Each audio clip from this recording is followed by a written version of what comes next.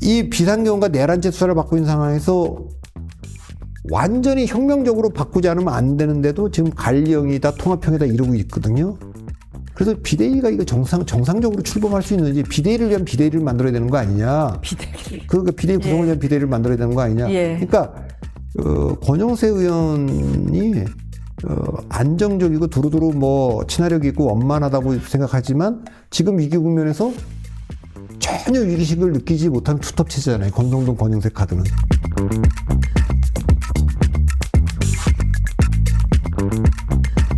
국민의힘 이야기 해보려고 하는데요. 권영세 신임 비상대책위원장의 공식 임명 절차로 오늘 이제 진행이 됩니다. 이 권영세 비대위 체제 기대와 우려에 대한 이야기 해볼 텐데요. 먼저 권영세 비대위원장에 대한 평가 박 대표님은 어떻게 내리시는지 궁금합니다. 그건 뭐 지금 제가 여러 방송에서 얘기했어요. 뭐 뚜렷한 강점이 있어서가 아니라 뚜렷한 약점이 없어서 선택된 카드다. 뚜렷한 약점이 없어서. 그러니까 애당초부터 제가 이거 이제 역학관계를 잘 봐야 되는데 국민의힘의 역학관계 이렇게 4단계를 거쳐서 발표해 왔어요. 전당대회 전에는 친윤 대 반윤의 대립이 있었죠. 전당대회 이후에는 친윤과 친한이 대립했죠.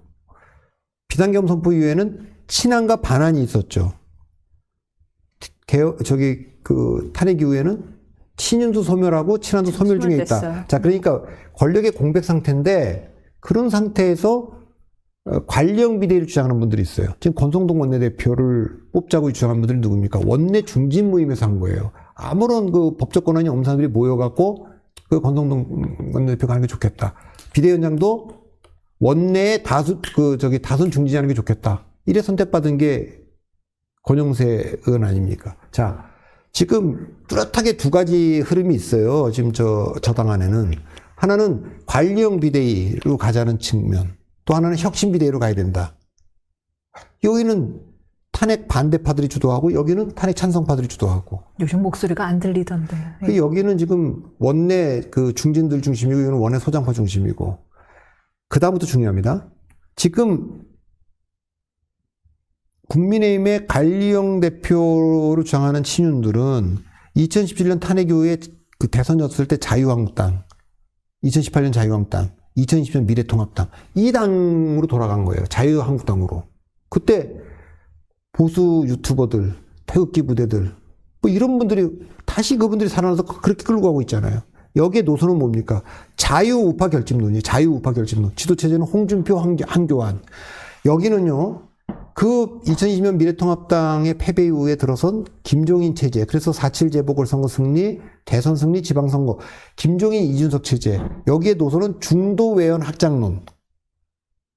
그리고 여기 이 관리형 비대위는 경선 룰 짤 때 항상 뭡니까? 당심 위주, 여기는 민심 위주, 여기는 보수 유튜브의 지지를 받고 있고, 여기는 레거시 미디어의 지지를 받고 있고, 여기는 레거시 미디어. 네, 홍준표라고 하는 분이 대표주자고, 그리고 여기는 오세훈이라는 분이 대표주자고, 이렇게 지금 돼 있잖아요, 지금. 자, 그런 상황에서 이 비상경과 내란죄 수사를 받고 있는 상황에서 완전히 혁명적으로 바꾸지 않으면 안 되는데도 지금 관리형이다, 통합형이다 이러고 있거든요. 오늘 인사행보 보면은 뭐, 그렇게 이제 그래서 비대위가 이거 정상적으로 출범할 수 있는지, 비대위를 위한 비대위를 만들어야 되는 거 아니냐.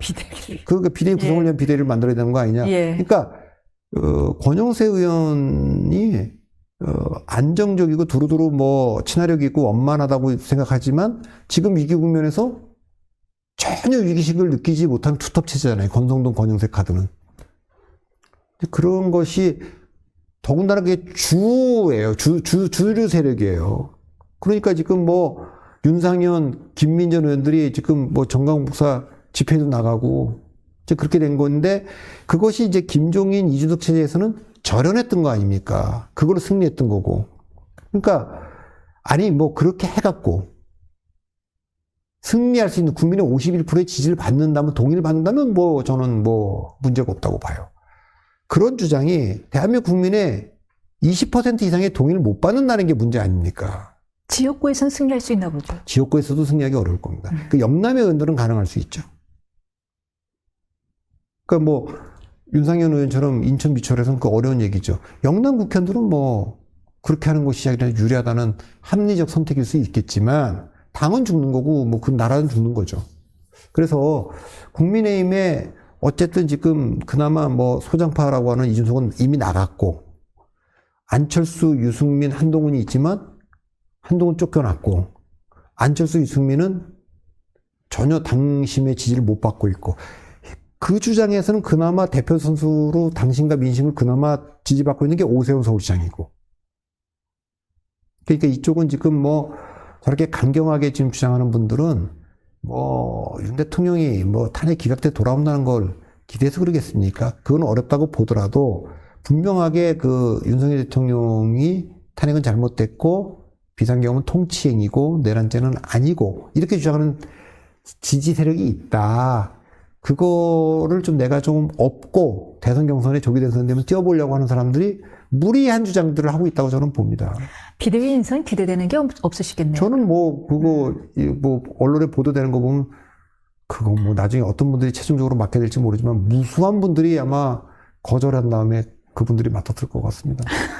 그렇군요. 지금 잠깐 홍준표 대구시장 이야기, 조기 경선 얘기를 했는데요. 홍준표 대구시장은 조기 대선이 치러질 경우 참전하겠다라고 이미 밝혔습니다. 그런데 지금 헌재 재판관 후보 3인에 대한 선출안 표결에 참여했던 조경태, 김상욱, 김혜지 의원에 대한 징계를 촉구까지 하고 나섰는데 지금 이렇게 친한계를 비롯한 의원들까지 지금 내치는 상황. 전혀. 그러니까 지금 그거로 이제 선거 전략 중에 하나고 보수의 지지를 받아야 된다는 건데 경선은 유리할 겁니다. 경선은 이제 본선에서는 이거 불리하겠죠. 네. 그러니까 지금 그 국민의힘은 세 가지 그 기류가 있어요. 일단 홍준표 대표나 친윤계처럼 탄핵 반대. 그리고 찬성한 사람 내쫓아라. 이거 뚜렷하게 있죠. 네. 그러면 이제 경선에서 이분들은 당심 위주로 하면 지지를 받을 겁니다. 이게 있고. 탄핵 찬성파가 있습니다. 이건 친한계 중심으로 뭐 많았고 있습니다. 제3의 그 포지션이 하나 있는데 오세훈 시장을 포함한 이분들은 탄핵 찬성과 반대, 그분들 탄핵 반대한다고 얘기했죠 처음에. 탄핵이 꼭 그 유일한 선택지는 아니다. 그런데 탄핵 소추안 통과는 불가피하다. 왜? 뭐 대통령이 자꾸만 그 나오는 사람들의 그 계엄 증언에 따른 거 보면 또 2차 계엄 그러니까 하루라도 빨리 직무정지가 불가피하고 민심이 수용할 수 있는 조치를 취해야 되고 그때는 그 즉각 하야거나 탄핵이거나 아니면 민주당이 공약을 받던가 해야 되는데 민주당이 공약을 거부했고 윤 대통령이 하야도 거부했고 그럼 탄핵밖에 없다. 그러니까 일단 그거는 그 헌법적 공백도 해소하고 민심도 수용시키고 이 상태로 밀어놓고 탄핵을 찬성했든 반대했든 이거하고 싸우지 말고 하나다. 이게 이제 불가피론자들이 이것도 꽤 많을 겁니다.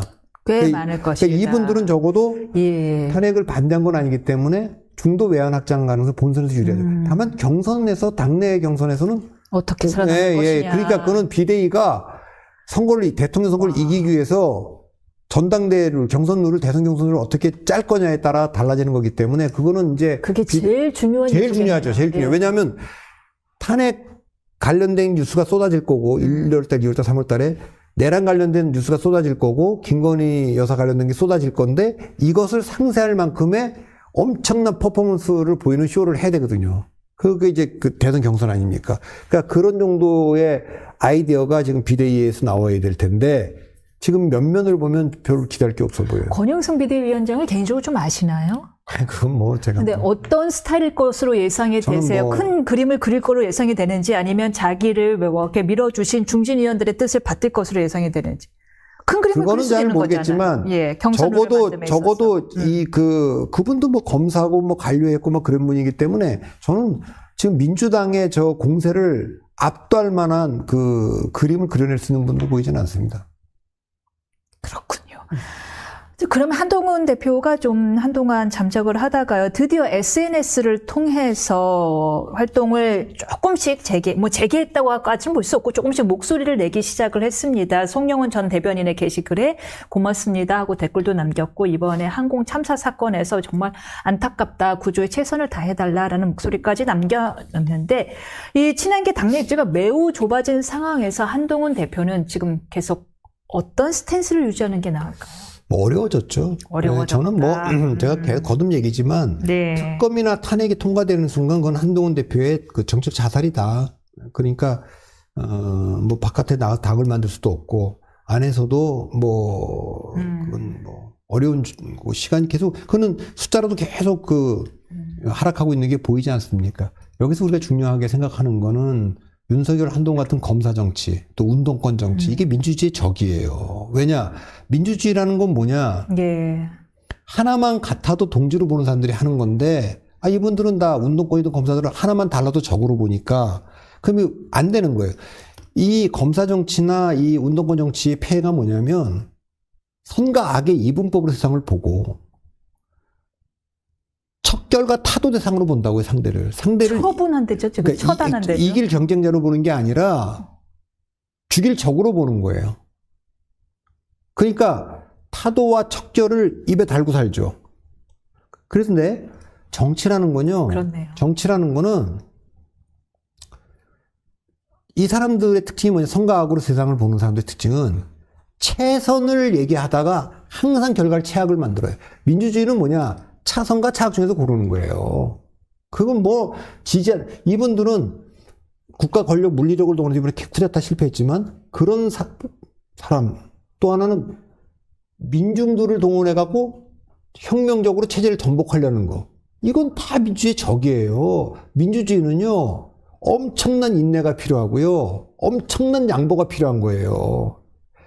결국 차선과 차악 중에 고르는 거예요. 최선을 하려고 그러면 상대방은 가만히 있습니까?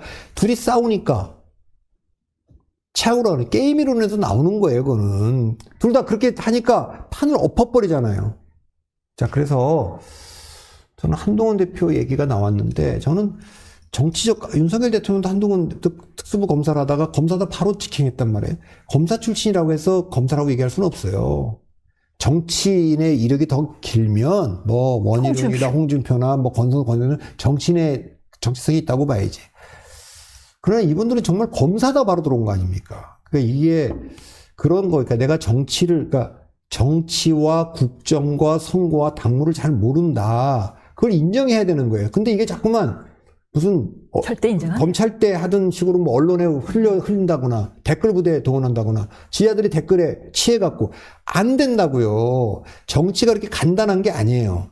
어려운 거기 때문에 이거는 선거 전문가라든가 국정의 전문가가 다 있어요. 그 얘기를 의견을 안 듣고 그냥 하는데 그건 제가 계속 한동훈 대표에 대해서 기대도 많이 했죠. 방향은 옳거든요. 중도지향적으로 가자, 민심지향적으로 가자, 당혁신이다.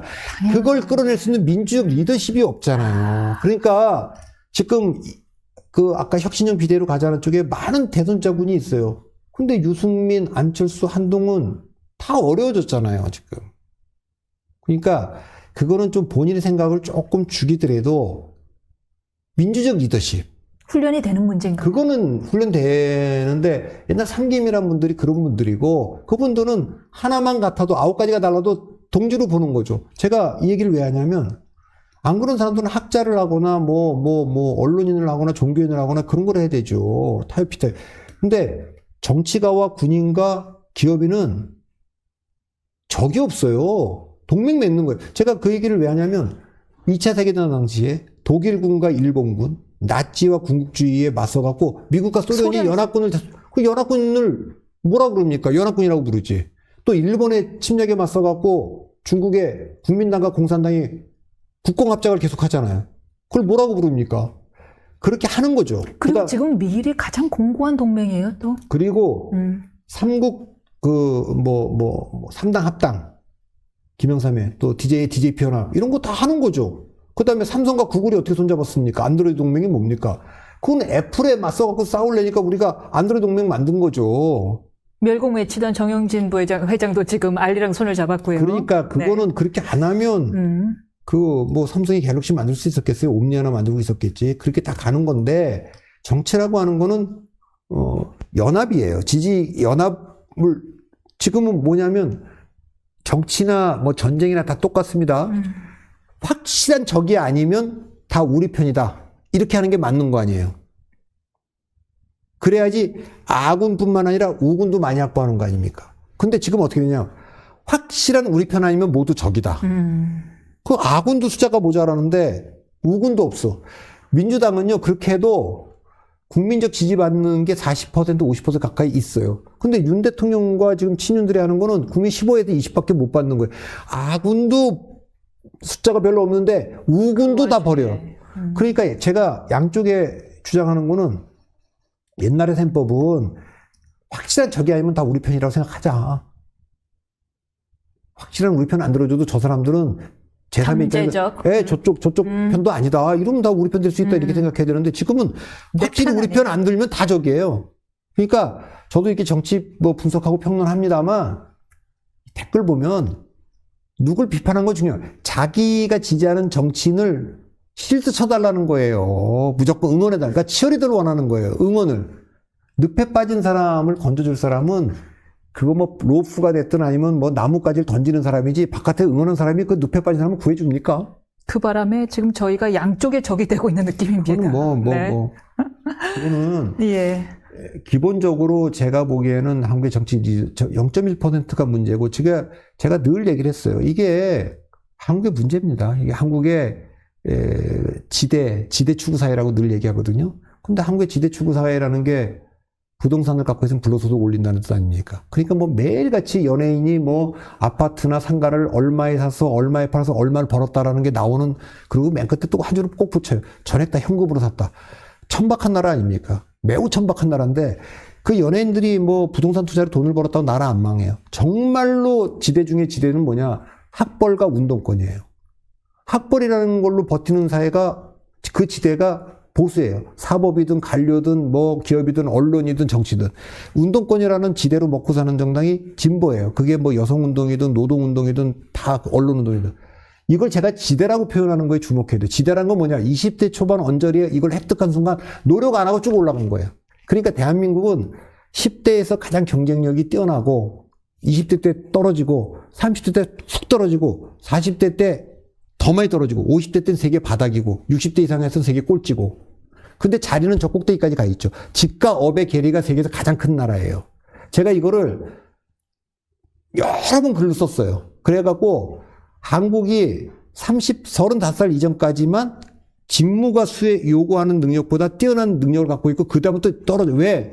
안 하거든요. 우리나라는 좋은 대학을 간다라고 해서 그 강남에 몰려갖고 좋은 대학 가면 그때부터 아무것도 안 합니다. 그럼 뭐 합니까? 술 먹고 골프 치는 거예요.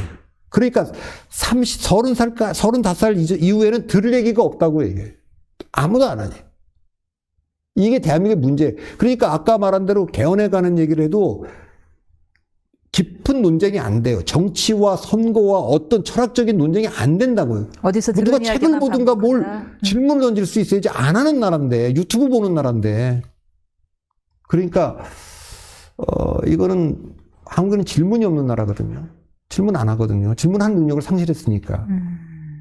그래서 심각한데 아까 이제 한동훈 대표 얘기를 들어오면 정치가 이렇게 정치권 밖에서 뭐 안철수도 있고 다 있지만 뭐 메시아처럼 딱 인기 있는 사람. 옛날에 그 다니엘 부어스틴이라는 사람이 있어요. 그 사람이 이미지와 환상이라는 책을 오래전에 썼어요. 재밌는 표현을 썼어요. 뭐라고 얘기했냐? 이미지와 환상에서 옛날에는 위대하면 유명해졌지만 징기스칸이고 알렉산더고 그 뭐 신문 있으니까 방송 그래도 유명해졌어요. 입으로 바이럴로. 지금은 유명하면 위대하다고 믿는 시대예요. 일론 머스크가 어떻다? 김호준이가 어떻다? 어떻게 그렇습니까? 세상에는 예. 철학적 고민, 정책 고민을 해야지 되는 겁니다. 자, 그래서 한국사회 위기는 이게 그 합리성과 이성적인 걸 상실한 데서 온 거기 때문에. 그래서 옛날에는 저희가 합리적이고 이성적이라고 얘기할 때는 대비되는 개념이 극단적 이념성을 얘기했는데 요즘은 주술의 세계, 역술의 세계하고 지금 맞서 싸운다니까 얼마나 지금 후퇴한 겁니까? 항상 저의 고민이기도 해요. 한국인의 합리성과 이성은 무슨 교육으로부터 찾을 수 있는가? 제 삶의 화두이기도 합니다. 그게 이창용 한국은행 총재가 이런 얘기를 했어요. 지금요, 전 세계 중에요, 인구가 50.8%가 수도권에 있고 일자리 58%가 수도권에 있는 나라는 없습니다. 저 지방 제약 저기 비슷한 찬성해요. 나라가 일본인데 일본이 27%에 30%가 안 돼요. 자, 근데 이창용 총재가 한국은행 총재인데 내 금리를 좀 내리려고 하는데 금리를 내리면 부동산 가격을 자극할까 봐 좀 걱정되는데 그 부동산 가격은 교육 때문에 강남으로 오기 그렇지. 때문에 그러니까 지역에 따라 인구 비례 할당제를 하자. 난 근데 찬성해 그렇게 얘기하는 들어요. 관료들 다 어디서 애를 또 교육시켰을 것 같아요. 다 강남에서 시켰어요. 그러니까 우리가 농담으로 그런 얘기 한다고 아마 초등학생의 서울에 있는 초등학생 절반은 강남 3구에 있다 이런 말을 흔히 하거든요. 자, 그러니까 그건 왜 그러냐? 그렇게 말하는 사람들조차도 그 지대가 주는 달콤함을 알기 때문에 이걸 안 포기하는 거죠. 지 애들도 다 거기다 보내는 거죠. 자, 그래서 지방 가면요 다 디스토피아예요. 울산, 거제, 포항 안 내려가요. 그 R&D 센터 이런 거 다 남양주, 동탄 아래로 안 내려갑니다. 옛날에 삼성전자가 아산에다가 R&D 센터에다 손 들고 올라왔어요. 이러면 되겠습니까, 나라가? 그러니까 이런 문제를 고민하는 사람들이 없잖아요. 저는 한국 교육이 문제가 있다고 봐요. 질문을 하는 사람이 없다고 봤는데 저희가 볼 때는 죄송합니다만 제가 볼 때 더 큰 문제는 질문을 허용하지 않는 분위기가 더 문제라고 봅니다. 알겠습니다. 아니, 이스라엘 사람들이 굉장하잖아요. 네. 한국 부모는 가서 오늘 뭐 배웠냐 그렇게 얘기한다지만 이스라엘 너는 가서 뭐 물어봤니? 그런데 오바마 대통령이 우리나라 왔을 때 기자들이 질문을 안 했잖아요. 그러니까 한국 기자에게만 기회를 준다고 얘기했잖아요. 제가 질문을 원래부터 많이 했거든요. 6살부터. 정말 학교 선생님들이 제 입륜손이 질문할까 봐 무섭다 할 정도로. 그래서 질문해. 제 직업병 때문에 자꾸 질문을 하니까 많은 분들이 저보고 잘난 척한다고 하잖아요. 아니 제가 따지거든요. 운동하러 제가 가서 질문하는 걸 너무 싫어해요. 제가 운동하러 가서 제 PT 선생님이 20대 남자인데 그분한테 제가 이제 뭐 공연도 권해주고 책도 권해주고 신문도 읽으라고 제가 이제 뭐 이렇게 건다 그러면 가끔 공연은 가는 것 같은데 어느 날 신문과 책은 안 보는 걸 자랑스러워 하더라고요. 그러더니 어느 날 조심스럽게 물어요. 신문과 책을 보면 뭐가 좋아지냐고. 약간 당황스러운 질문이었지만 굉장히 당황스러운데. 근본적인 질문이네요. 네. 아, 그럼 생각을 하게 되죠. 그랬어요. 그랬더니 그 다음 말은 저를 정말 당황시켰어. 자기는 운동을 하기 때문에 생각을 할 필요가 없다는 거예요. 그래서 내가 웃으면서 그러면 머리 쓰는 일하는 나는 운동할 필요 없겠네요. 그랬더니 가만히 있어 씩 웃고 여기서 제가 KO 펀치를 날렸지. 아인슈타인도 와서 운동해야 된다고. 그리고 우리 모두가 다 신문 읽고 책 읽고 유튜브 보지 말고.